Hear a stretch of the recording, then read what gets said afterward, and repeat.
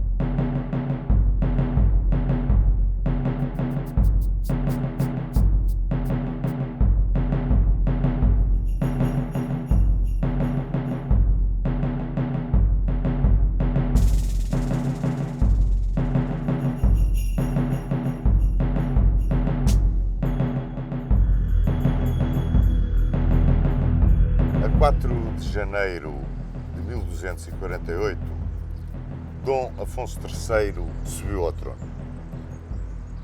Ia-se iniciar um dos reinados mais conturbados da história de Portugal. Um reinado que estava à partida muito limitado pelo Pacto de Paris a que Dom Afonso III devia a própria coroa. Iniciou o reinado o rei bolonhês com a conquista definitiva do Algarve. Para o fazer, porém, ele tinha que contar com as estratégias que estavam em jogo.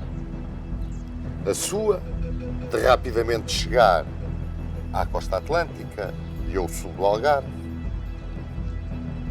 A dos mouros, que procurariam, por toda a forma, impedir que isso sucedesse, recorrendo inclusivamente à intervenção de Castela, e a de Castela, que, dentro do quadro da Reconquista, caminhava paralelamente à Reconquista portuguesa, mas sempre numa tentativa de ganhar território, podendo entrar em conflito com Portugal. E foi praticamente isto que se verificou logo à partida. Quando se preparava Dom Afonso III para iniciar, ou melhor, para continuar a estratégia do seu infeliz irmão, Dom Sancho II, que tinha, com as conquistas que fez ao longo do Guadiana, isolado os mouros algarvios dos mouros da Andaluzia castelhana, deparou-se Dom Afonso III com a reclamação que o infante de Castela, Dom Afonso, fazia sobre a província do Algarve. Dizia ele que os seus direitos sobre a província eram invioláveis e que esses direitos assentavam em antigos tratados, em vassalagens prestadas a Castela por Ibn Mafet, que era o vali dos mouros algarvios, e por terras que esses mouros tinham concedido, portanto, ao domínio castelhano. Dom Afonso III estudou bem o problema e adiantou-se a qualquer tentativa castelhana de vir em força reclamar aquilo que dizia ser.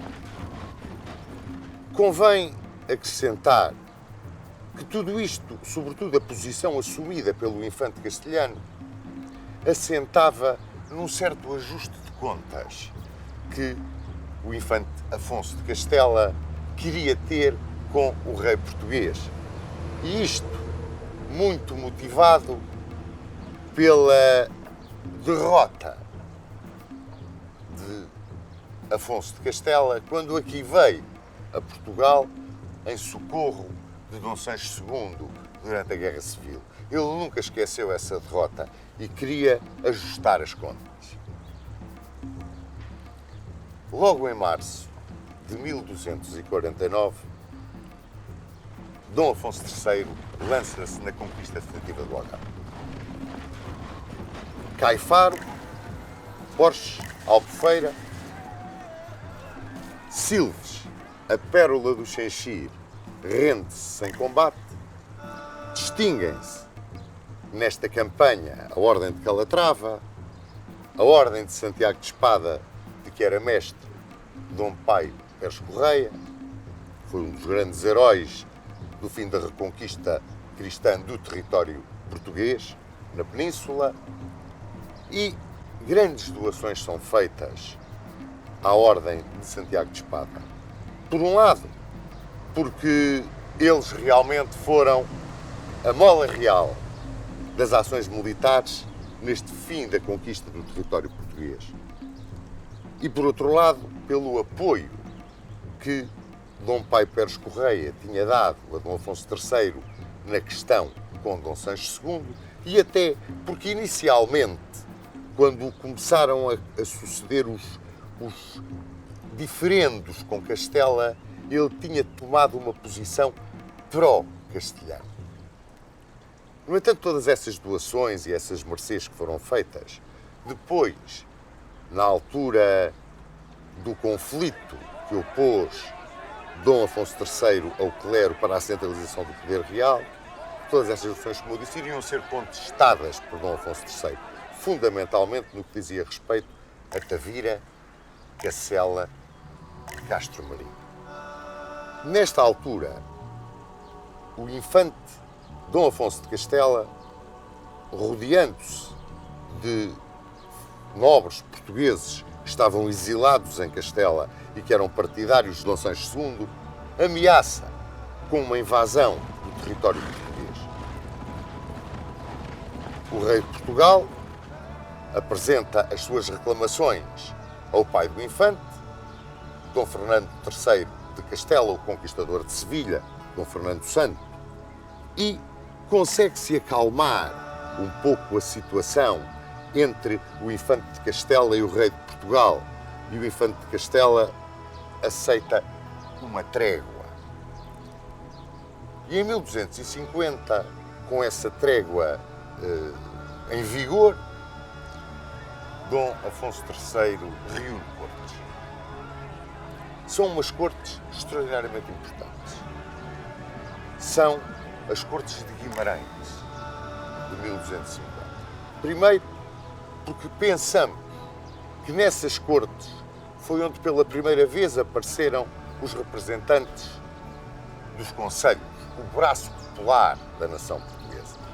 Se assim foi, essas cortes ocupam o segundo lugar, digamos, na presença de representantes do povo uma vez que em 1118 em Leão estiveram presentes representantes do povo das Cortes de Leão, as Cortes leonesas, como depois em 1252 em Castela estiveram presentes representantes do povo.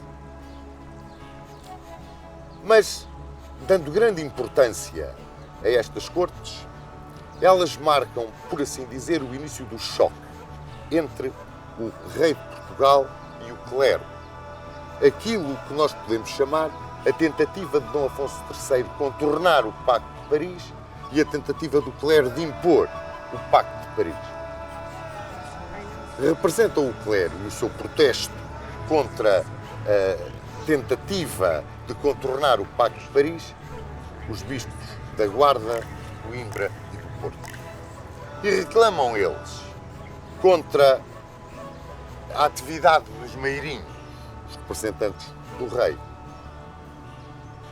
cobrando anduvas e o imposto de fossadeira aos clérigos e aos colonos dos territórios pertencentes à Igreja. Este imposto de fossadeira era curioso, porque era o imposto que pagava o não cumprimento do dever de participar nos fossados, nas incursões militares determinadas pelo rei. A questão dos padroados era outra reclamação dos bispos presentes nas cortes de Guimarães. Eles diziam que não havia direito do rei impor patronos seus para igrejas vagas. Também a questão da obrigatoriedade dos eclesiásticos servirem como juízes em causas cíveis e de crimes. A Igreja não concordava com isso, mas protestava acima de tudo porque ainda não lhe tinham sido restituídos bens móveis e imóveis confiscados no reinado de Dom Sancho II e que frontalmente chocavam com as promessas de Dom Afonso III no Pacto de Paris. E também não lhes agradava grandemente o poder do grande chanceler de Dom Afonso III, Estevão Anes, um homem de grande categoria, um grande político, que muito ajudou Dom Afonso III na sua tentativa de centralização do poder real.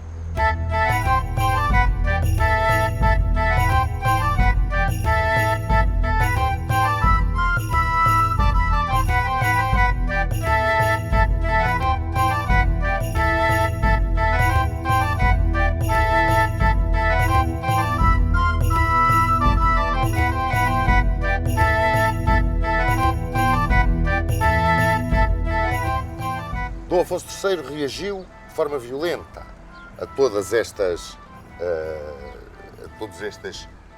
reivindicações e protestos da Igreja.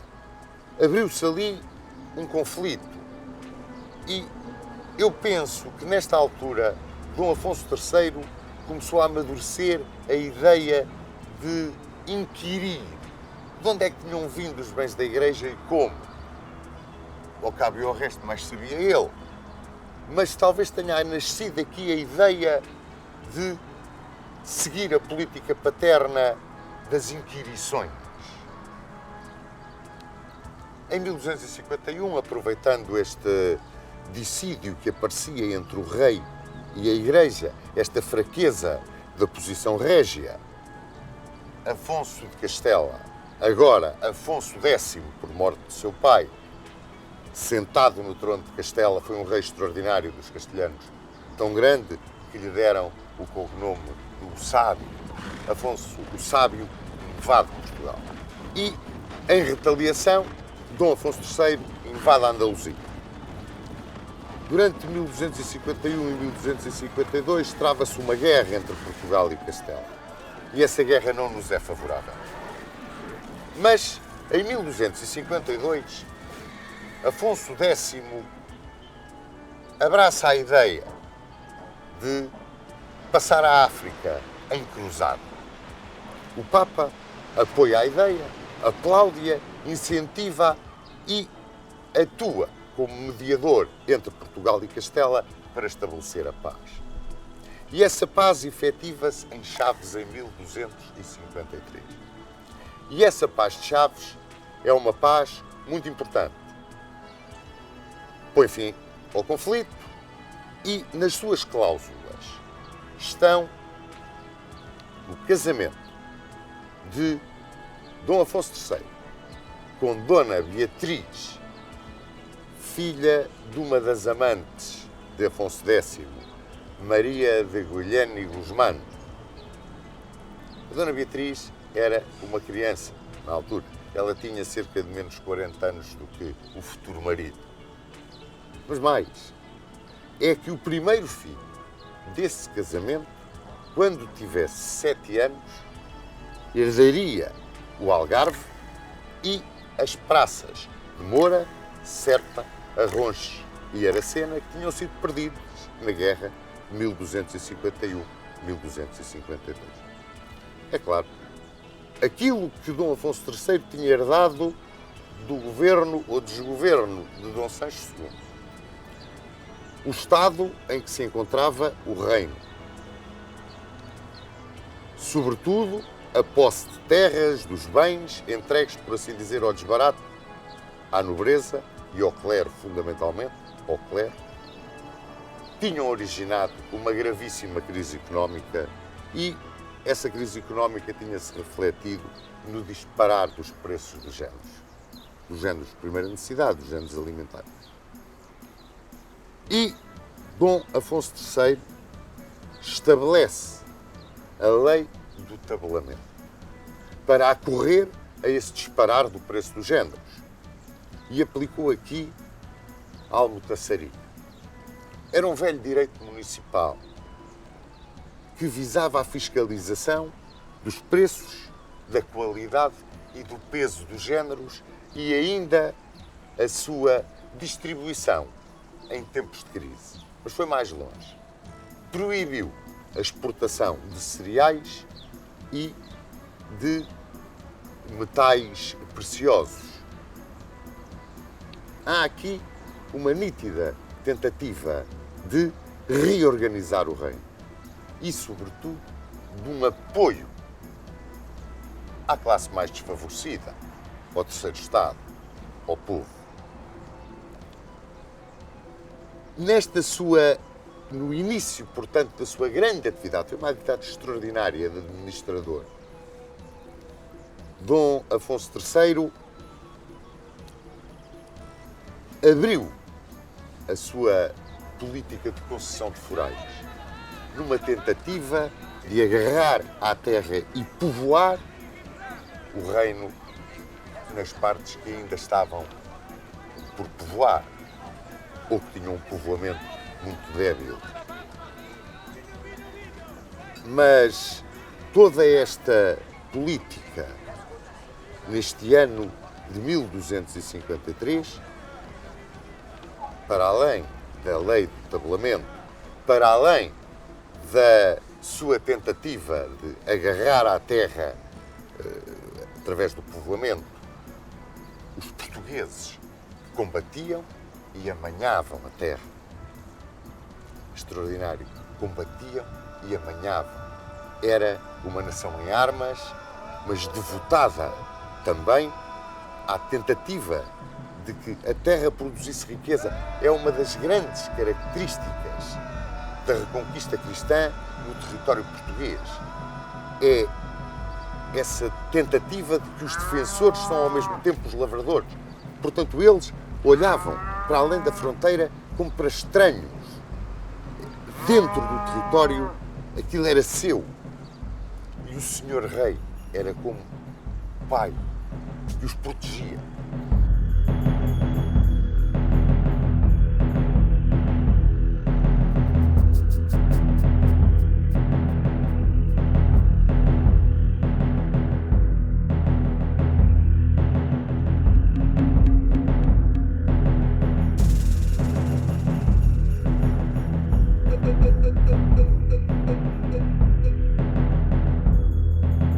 Se em 1250 há dúvidas de que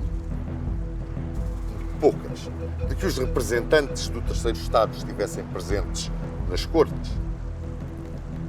Em 1254, essas dúvidas não existem. Eles estiveram presentes nas cortes, em 1254, nas cortes de Leiria. São as primeiras onde os representantes do terceiro Estado tiveram assento. Estas cortes vão ao arrepio de uma das medidas que, para fazer face a toda esta crise em que Portugal tinha caído, a crise económica motivada pela guerra, motivada pelo estado em que o país estava, essa medida que foi assumida por Dom Afonso III como a quebra da moeda. A quebra da moeda era uma medida a que se recorria. Recolhia-se a moeda, fundia-se,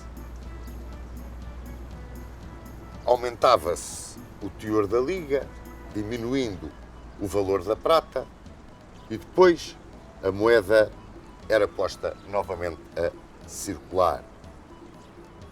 E era usual lançar depois um imposto para remissão da moeda. Esse imposto só podia ser lançado uma vez em cada reinado. E era um imposto que feria fundamentalmente as classes mais desfavorecidas, porque tinha um teto.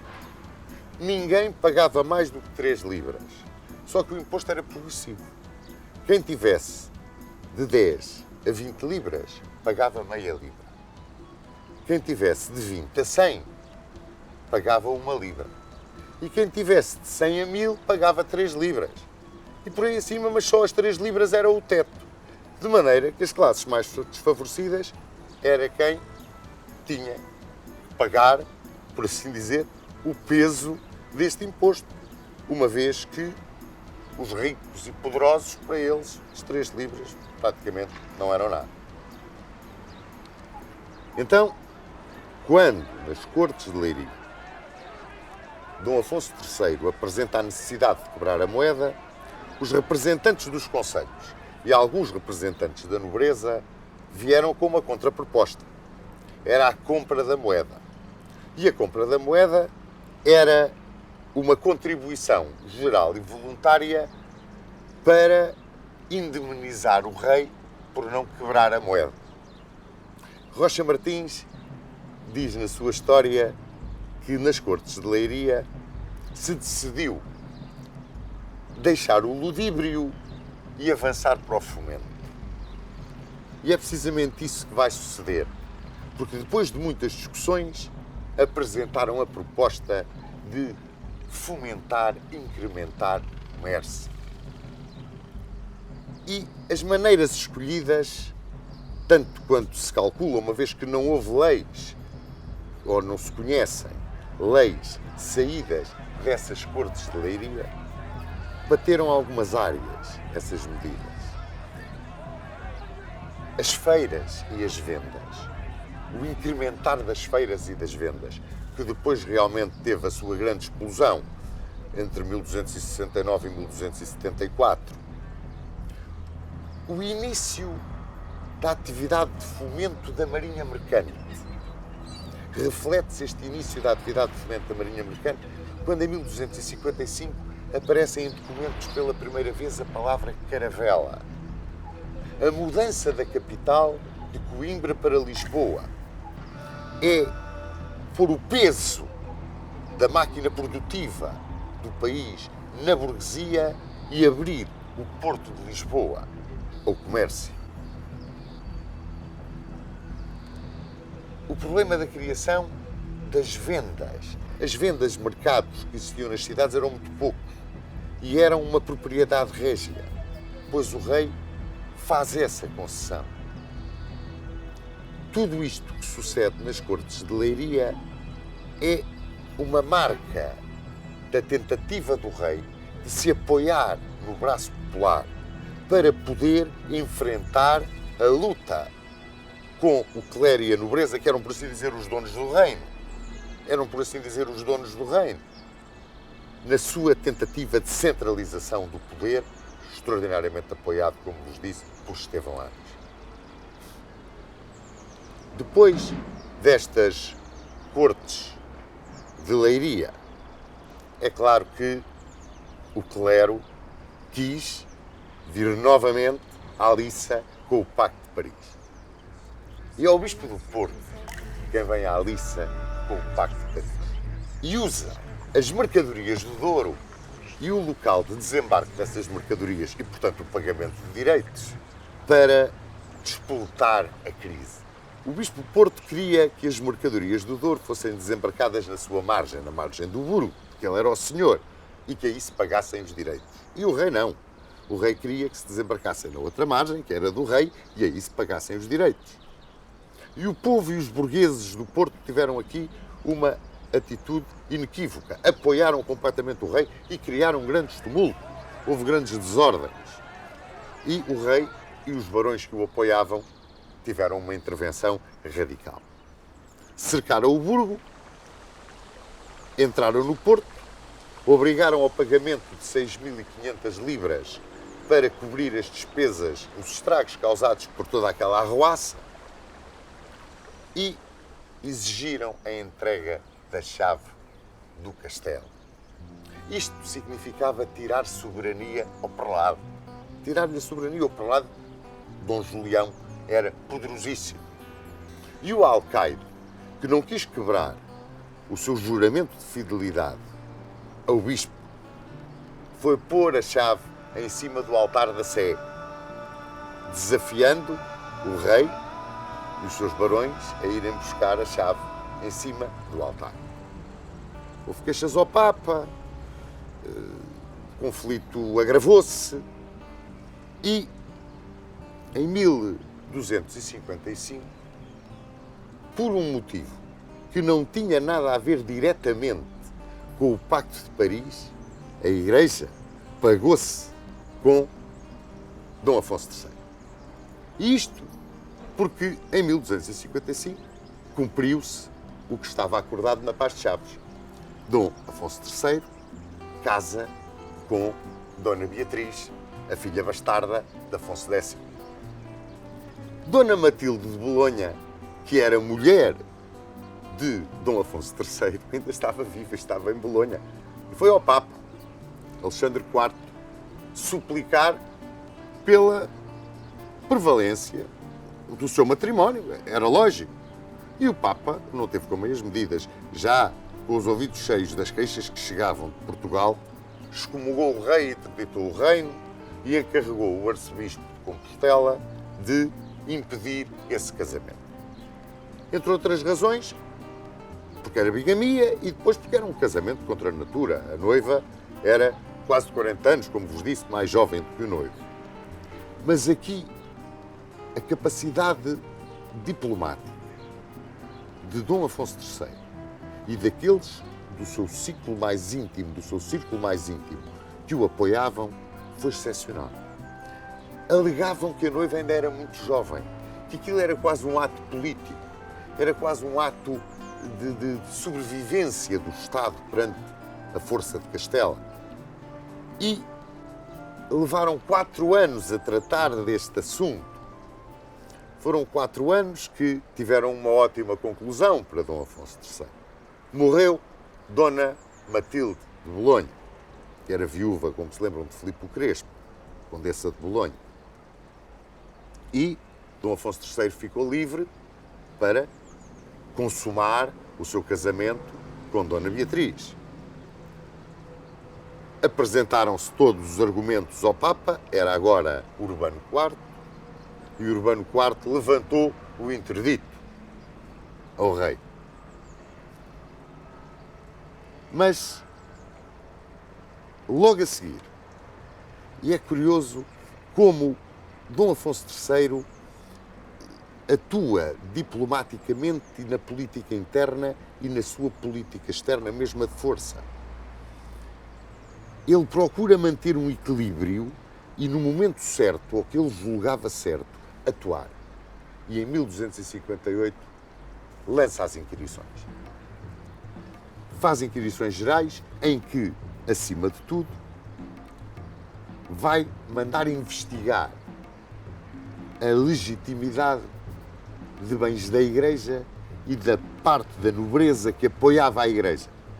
E isto porque em 1256 houve cortes em Guimarães também. E nessas cortes, Dom Afonso III atacou na direção da nobreza. E atacou em privilégios da nobreza, que a nobreza tinha em grande consideração, porque era até uma forma, um sinal exterior do seu poder. As comitivas que acompanhavam os fidalgos quando vinham à corte e a questão das aposentadorias. E Dom Afonso III apoiou mais uma vez o braço popular. Portanto, o ataque à Igreja, o ataque à nobreza, o apoio ao braço popular. E em 1258 lança estas inquirições.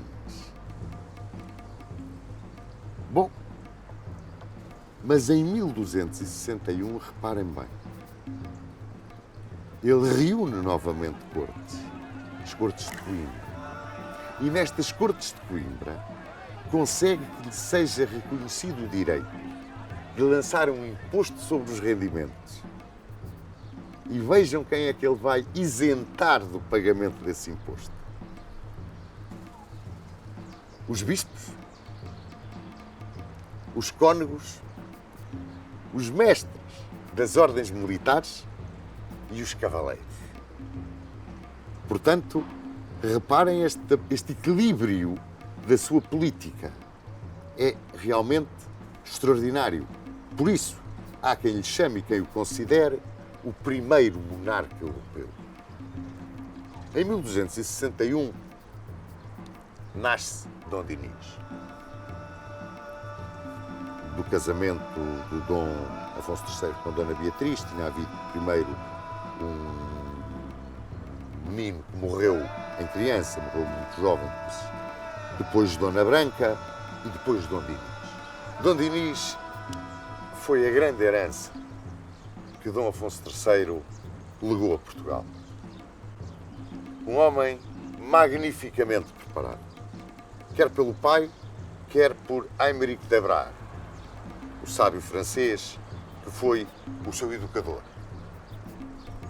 Deles bebeu um sentido de Estado extraordinário, que me levam, talvez, a poder afirmar convictamente que o considero o primeiro grande estadista da história de Portugal.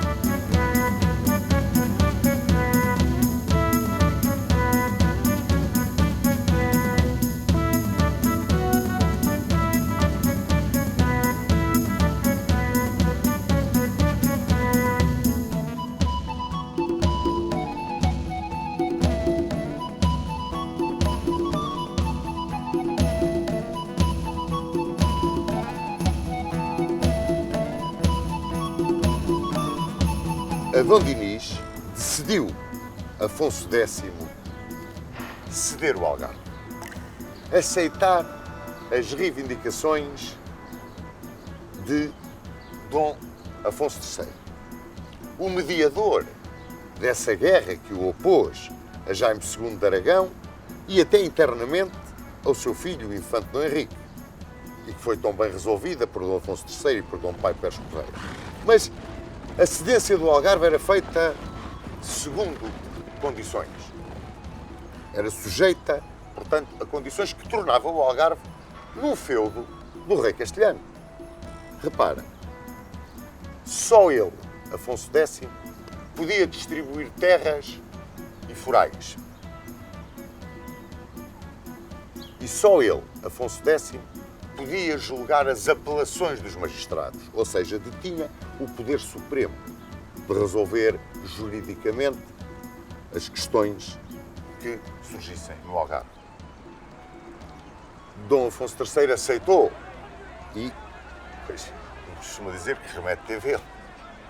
Mas internamente a situação complicou-se do seu ponto de vista económico.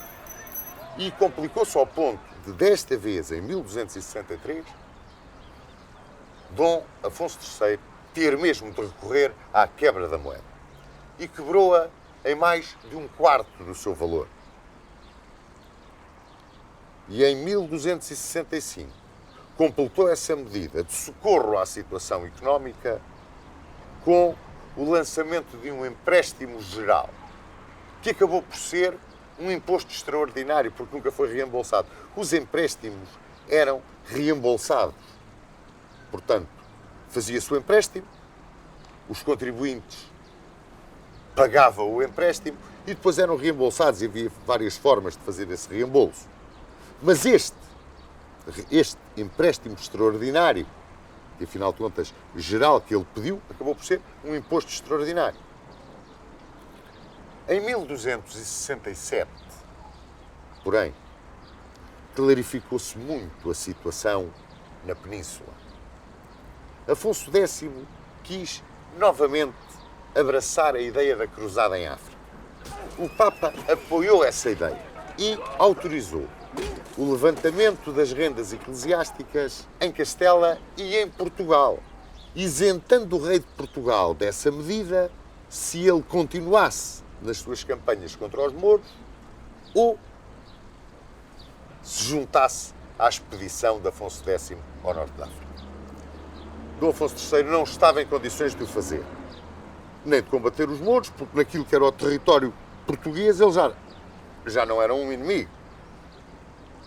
E então enviou Dom Dinis, que tinha 6 anos para 7 anos, visitar o avô, Afonso X. E é extraordinário.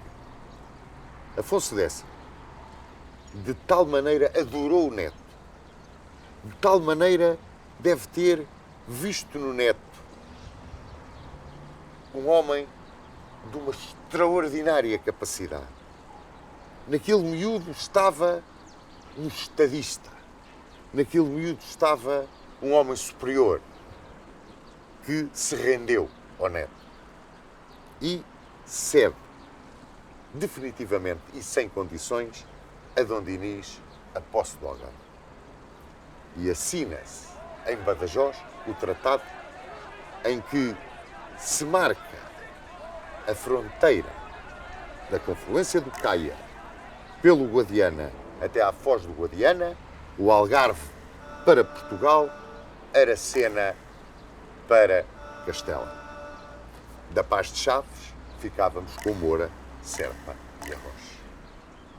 É realmente extraordinária, desde pequenino, a personalidade desta gigantesca figura da história de Portugal que foi Dom Dinis. Foi um digno herdeiro, quer das virtudes tão excepcionais que chamaram o sábio do avô Afonso X, como das virtudes paternas. Um homem de uma força de vontade, de uma garra extraordinária, que ia agora defrontar a Igreja em pleno. Ia afrontá-la cara a cara, porque chegavam os protestos dos resultados das inquirições. Chegavam os protestos da Igreja que subiam até Roma contra o rei pelo quebrar do Pacto de Paris. Já não era o contornar, era o quebrar do Pacto de Paris. Vamos ver em que é que se baseavam essas inquirições e quais foram os seus resultados.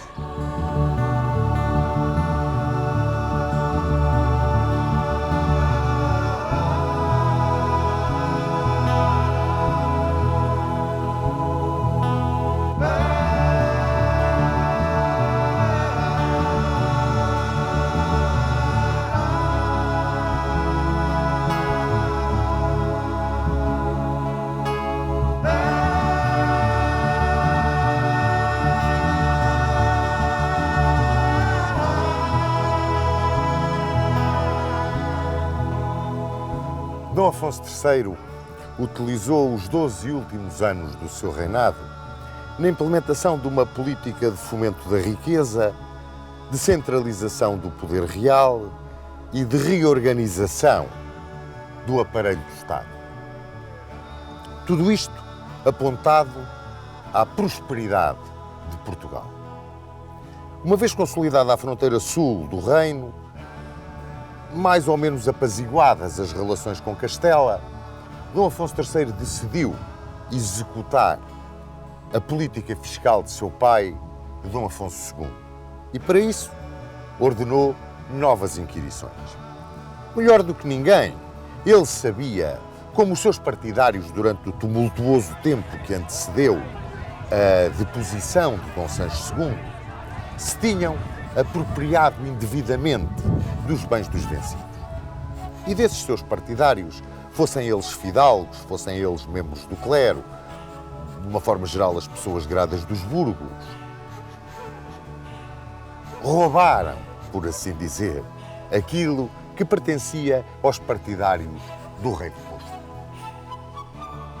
Considerando ilegítimos quer os bens que estavam de posse de muitos dos seus antigos partidários, quer aqueles que tinham sido herdados pelos familiares desses partidários, considerando-os como ilegítimos, Dom Afonso III fez uma recolha de bens a favor da coroa, o que provocou uma revolta generalizada entre os dois braços superiores, digamos, da nação, o clero e a nobreza. E isto, fundamentalmente no que dizia respeito ao clero, uma vez que a Igreja tinha sido a grande beneficiária desse, digamos, desse saque. Uma Igreja que em Portugal, na altura, tinha 9 bispos. E desses 9 bispos, 7 revoltaram-se. Os únicos que não se revoltaram foram o bispo de Lisboa e o bispo de Silves. E esses protestos levaram a que os eclesiásticos portugueses lançassem sobre o rei o interdito, a excomunhão. E o rei mandou os seus delegados a Viterbo defender a sua política de Estado. E mais, utilizou uma estratégia diplomática, digamos assim, que se pode considerar brilhante. Ele sabia que o Papa estava empenhado em lançar uma cruzada e mandou que os seus delegados dissessem em Viterbo que Portugal precisava de paz interna e de prosperidade para poder alimentar a ida dele, pessoalmente, Dom Afonso III, a essa cruzada com o seu exército.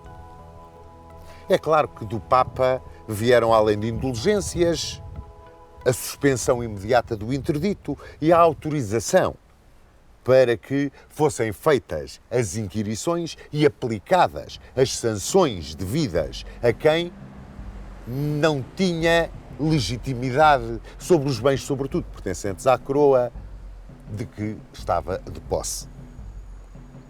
Ora, quando se julgava que Dom Afonso III tinha definitivamente vencido esse dissídio com a Igreja, acontece que ao solo pontifício sobe Gregório X.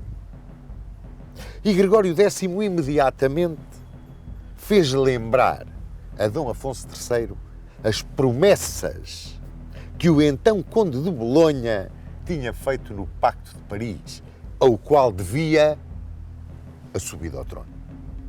E essas promessas eram taxativas. A defesa dos bens e das propriedades e dos privilégios da Igreja.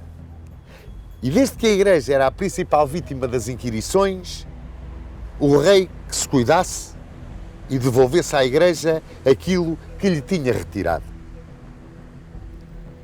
Dom Afonso III não gostou muito desta intervenção de Gregório X e não a cumpriu, pelo que Gregório X voltou ao ataque e desta vez mandou-lhe 2 delegados, os provinciais dos franciscanos e dos dominicanos, para o convencerem a cumprir textualmente o Pacto de Paris.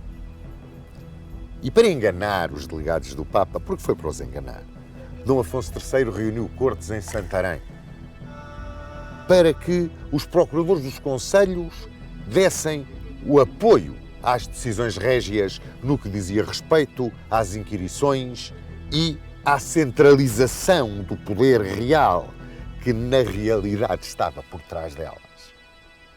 Mas fez mais. Nomeou inquiridores entre os seus amigos, um dos quais o bispo de Évora, para mostrar aos delegados do Papa que a própria Igreja estava metida dentro do seu projeto de centralização do poder. e, afinal de contas, de legitimidade dos bens que tinham sido usurpados durante os períodos da Guerra Civil. Ora, os delegados do Papa não se deixaram iludir. Acharam que tudo aquilo era uma burla. E quando chegaram junto de Gregório X, disseram-lhe, olha, que aquilo que se passa lá em Portugal, aquilo cheira-nos a esturro. E imediatamente Gregório X enviou a Dom Afonso III a célebre bula, o Reino de Portugal, Portugal é Reino, onde lhe lançava o interdito e lhe dava 4 meses para repor todos os bens retirados ao clero e cumprir taxativamente as suas obrigações do Pacto de Paris. Gregório X morreu pouco depois. O seu sucessor não alterou em nada a bula. E ao sólio pontifício, em 1276, subiu Pedro Hispano, Pedro Julião, um cardeal português que escolheu para nome como sumo pontífice João XXI.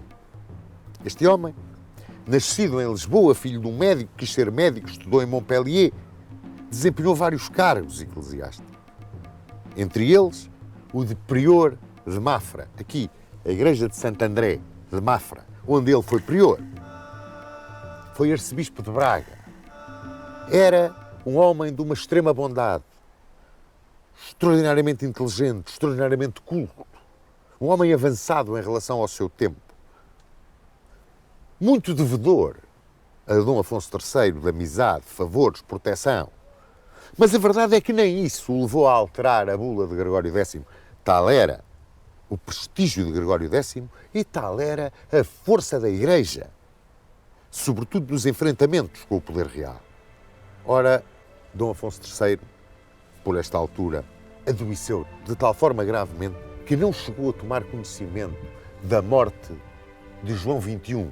João XXI morreu em Viterbo, visitava as obras de um palácio e desabou-lhe em cima da cabeça ao teto do palácio, o teto de uma sala do palácio.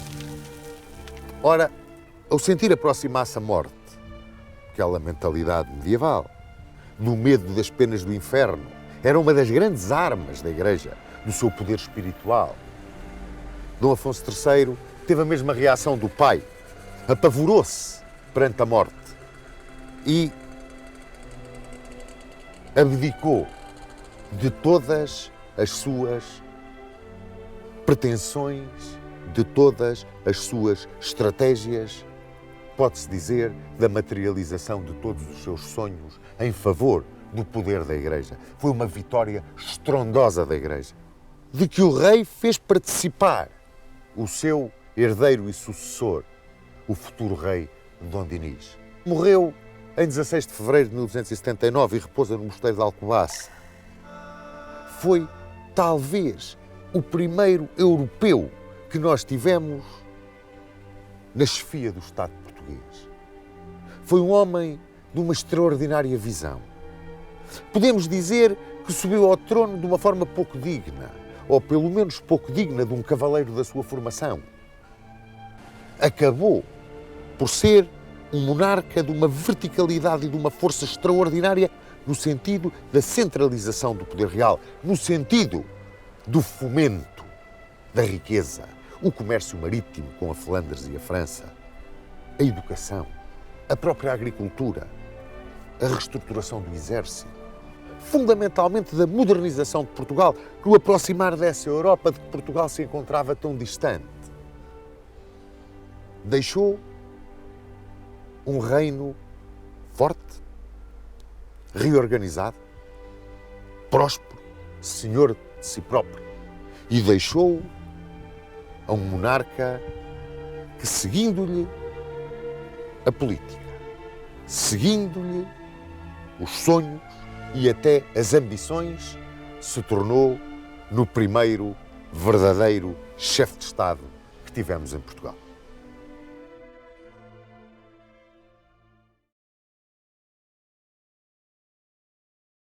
Muitos autores consideram Dom Afonso III o primeiro monarca moderno que houve em Portugal. E consideram isso pela influência que a cultura do centro da Europa teve durante a sua vivência no centro da Europa. Eu gostava que, sob este ponto de vista, o Sr. Dom Duarte nos desse a sua opinião, à luz da ideia da época que nós tínhamos, nós em Portugal, o rei pai de espada na mão, e aparece-nos agora Dom Afonso III.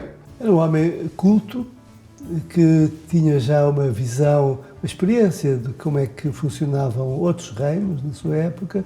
Certamente aprendeu com a experiência histórica de outras monarquias europeias e ao mesmo tempo é muito interessante que ainda hoje é o mito criador do Algarve atual. Se virmos bem no Algarve, há avenidas, ruas, monumentos, até vinhos da adega cooperativa com o nome de Dom Afonso III, não é? E por isso é que é muito importante estas figuras que dão a identidade aos povos, não é? A sua opinião sobre a visão estratégica de colocar em Lisboa, tirá-la de Coimbra e colocar em Lisboa a capital do reino? Se perguntarmos aos portugueses que vivem no Norte, acham que foi um grande erro histórico que devia ter posto no Porto, provavelmente, a capital, ter ficado em Guimarães. Mas é óbvio que Lisboa tem condições excepcionais, porque o grande porto natural, um porto fantástico, abrigado, enfim, a comunicação até com o Sul, a comunicação com o Algarve, a comunicação com a Espanha é muito mais fácil a partir de Lisboa. Por isso, nesse aspecto. E depois é uma cidade extremamente bem defendida.